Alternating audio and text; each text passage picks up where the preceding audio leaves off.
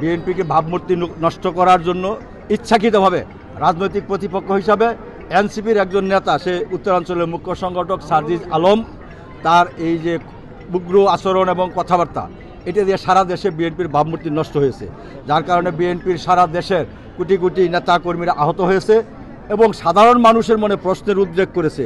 এটা দিয়ে জাতীয়ভাবে একটা অসন্তোষ সৃষ্টির প্রচেষ্টা চালানো হয়েছে। এই সকল কারণে আমরা তার শাস্তি দাবি করেছি।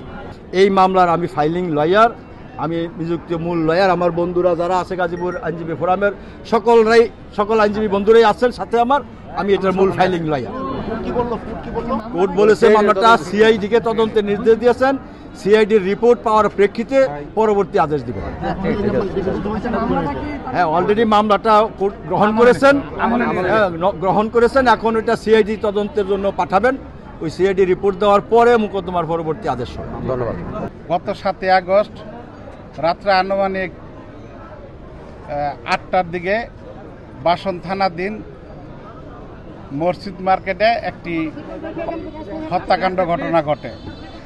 সেই হত্যাকাণ্ডের ঘটনা এবং জয়দেবপুরে এক সাংবাদিককে থেতলিয়ে দিছে।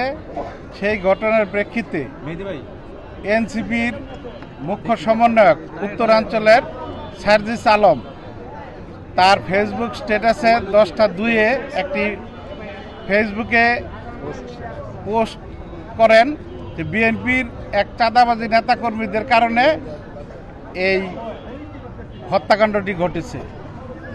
কোনো ধরনের যাচাই বাছাই না করে, পুলিশের কোনো জবানবন্দি না নিয়ে সে বিভিন্ন সময় বিভিন্নভাবে, আপনারা জানেন জাতীয়তাবাদী দল বিএনপি একটি বাংলাদেশের সবচেয়ে বৃহৎ সংগঠন, এই সংগঠনকে হেয় প্রতিপন্ন করার জন্য সবসময় সে এই ধরনের বিভিন্ন বিবৃতি এবং স্ট্যাটাস দিয়ে থাকেন।